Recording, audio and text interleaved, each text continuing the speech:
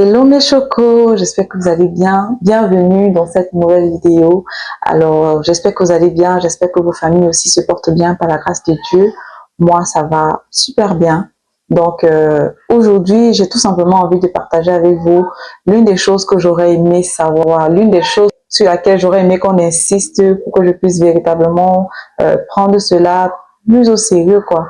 Et je partageais ça avec toi parce que c'est un défi pour moi actuellement et c'est comme une sonnette d'alarme que j'aimerais tirer aux autres mamans comme moi qui passent par cette saison-là. Donc peut-être que toi, tu es dans une saison également où voilà, tu dois gérer plusieurs enfants à la fois et tout, et tu n'as que pour seul soutien ton conjoint parce que tu es éloigné de ta famille et tout. Je vais partager avec toi comment moi je vis la chose et ce que j'essaye ou alors ce que j'envisage de faire pour pouvoir résoudre le problème. Désolée si vous entendez la voix de mes enfants en back-office. Vraiment, j'ai essayé de les calmer du mieux que je pouvais, mais voilà, on est obligé de faire. J'ai dit que j'allais faire cette vidéo, donc voilà, je vais tout simplement la faire. Ce point, c'est tout simplement le repos. Le repos est tellement important parce que si tu ne te reposes pas, tu ne seras pas efficace dans toutes tes autres tâches. Moi, rendu à cette étape où j'ai 3 enfants, j'ai plusieurs projets sur lesquels je travaille actuellement. J'ai un bébé qui a à peine 6 mois. Et voilà, il y a toute la famille en général qu'il faut gérer. Il faut contrôler toi-même tes émotions parce que on est d'accord que lorsque tu es en postpartum, il y a beaucoup de choses que tu dois toi-même gérer de façon personnelle, de façon interne, que ça te demande beaucoup plus d'énergie qu'une femme voilà, qui a passé cette période de maternité-là. Et moi, je suis rendue à une étape où je suis comme un robot. Je sais pas si toi aussi c'est le cas pour toi, mais moi, je suis rendue à une étape où voilà, parfois j'ai même envie de dormir. Je sens que mon corps est fatigué, mais je n'arrive pas à trouver le sommeil facilement. Du coup, je me retrouve en train de continuer d'enchaîner des heures supplémentaires où je travaille. Et dites-vous que toute semaine, j'ai à peine dormi 4 heures de temps de sommeil, voire 5 heures. Et vous imaginez que si tu accumules comme ça sur des semaines, sur des mois, c'est très, très dangereux pour ta santé. À un moment donné, tu as l'impression que tu n'es même plus productif mentalement.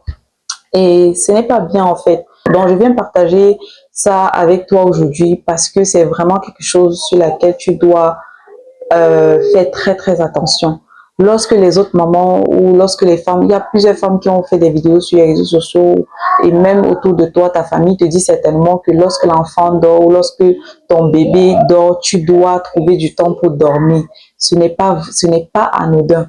Tu dois vraiment te faire violence. Je te dis ça, je me dis ça aussi à moi parce que je suis vraiment dans cette étape où je dois me faire violence pour ne pas tout simplement tomber dans un état de burn-out. Parce que voilà, on entend parler de ça, mais on ne se sent pas concerné tant que ça ne nous arrive pas, ou tant que ça n'arrive pas aux personnes qui sont proches de nous. Donc cette vidéo, c'est vraiment pour moi l'occasion d'insister sur ce point de repos-là et de te dire que voilà, tu ne peux pas tout faire au même moment. Il faut te donner du temps pour pouvoir réaliser tout ce que tu as prévu. Oui, tu as des objectifs à atteindre, mais si tu ne te reposes pas, ton corps va te lâcher et tu ne pourras même pas faire tout ce que tu as prévu faire. Surtout que pour avoir une belle peau aussi, ça passe aussi par ton sommeil. Donc, si tu as un sommeil de qualité, si j'avais un sommeil de qualité, imaginez un peu comment ma peau serait. Donc, dis-moi, est-ce que toi, qu'est-ce que tu vis actuellement? Comment toi tu vis la chose? Si tu es une nouvelle maman, si tu es passé par là, c'est l'occasion pour toi de nous encourager. Donc, laisse-moi savoir en commentaire qu'est-ce que toi tu as mis en pratique pour pouvoir, n'est-ce pas, gérer au mieux cette saison de ta vie.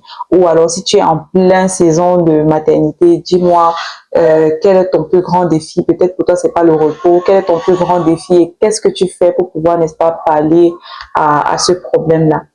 C'était tout pour cette vidéo, les amis. J'espère que ça vous permettra de pouvoir reconsidérer un certain nombre de choses et pouvoir mettre en place des stratégies pour pouvoir mieux gérer votre temps, mieux gérer vos temps de repos aussi. Donc, d'ici là, portez-vous bien. On se dit à la prochaine dans une nouvelle vidéo.